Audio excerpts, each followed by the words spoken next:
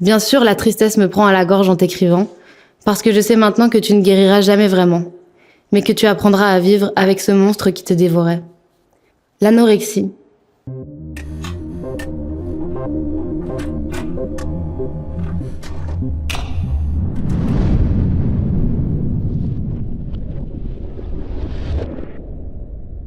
Salut toi.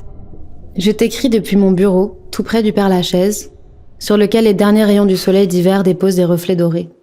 J'ai 26 ans, quelques certitudes en plus, une flopée de rêves réalisés, mais tu n'es pas si loin de moi. Tu as 19, 20, 21 ans, et tu te bats contre ton ombre.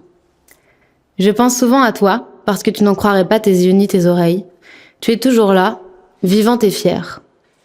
Bien sûr, la tristesse me prend à la gorge en t'écrivant, parce que je sais maintenant que tu ne guériras jamais vraiment, mais que tu apprendras à vivre avec ce monstre qui te dévorait. L'anorexie. Tu n'as pas voulu la nommer pendant des années. Tu l'as laissée prendre toute la place, sans jamais la questionner, sans la voir vraiment.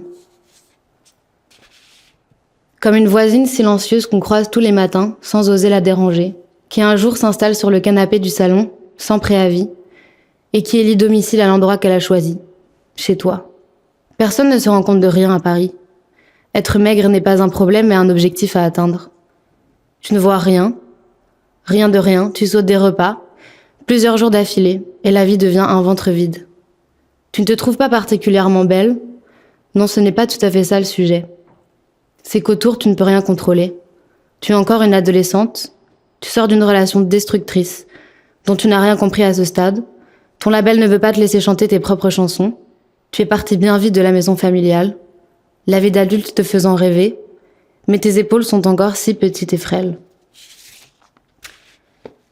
Tu ne contrôles rien, et tu sens que ton avenir est entre d'autres mains que les tiennes, fortes, riches et masculines. On te dit quoi dire, faire, comment te maquiller ou te comporter encore. Alors la seule chose que tu peux encore contrôler, et qui t'appartient un peu, c'est ton corps, ta santé. Tu l'as détruit. Tu empêches ton instinct de prendre le chemin de la vie, tu lui préfères celui de la survie. Celui du danger, du bord de la falaise, le vide. Le vertige constant, la punition, l'interdiction d'accéder au confort. Tu sais, je te comprends.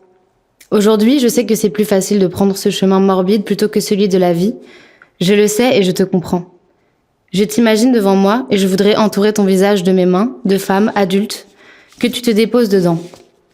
Regarde-moi, je suis en vie et c'était pas facile. C'est toujours pas facile, mais je suis là. Je t'en veux parfois. C'est plus facile d'abandonner. Tu es si silencieuse. Tu n'imposes ton trouble à personne. Tu fais semblant pour ne pas alarmer tes amis. Surtout parce que les garçons te trouvent belle. Voilà, tu es parfaite dans ton rôle. Même maintenant que tu es devant moi, crache le morceau. Tu es malade et la mort t'attire autant qu'elle te tétanise. Vertige, non masculin. Peur, malaise ressenti au-dessus du vide, se traduisant par la sensation d'être attiré par celui-ci et par des pertes d'équilibre. Quand tu tombes amoureuse en 2016 et que quelqu'un te voit dans l'intimité pour la première fois, au fil des mois, la voisine installée dans ton salon devient un vrai sujet. Grâce au regard doux, bienveillant et inquiet de ta première amoureuse, tu commences à questionner, regarder puis nommer cette maladie. Ça ne veut pas dire que tu es guérie. Le chemin sera long. Spoiler alerte, je suis encore en pèlerinage quelques années plus tard.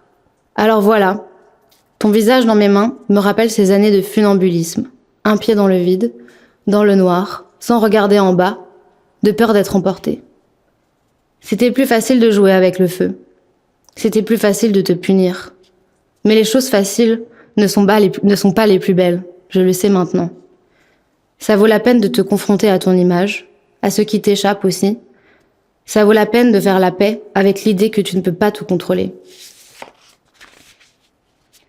De laisser assez de place à la vie pour t'offrir des surprises.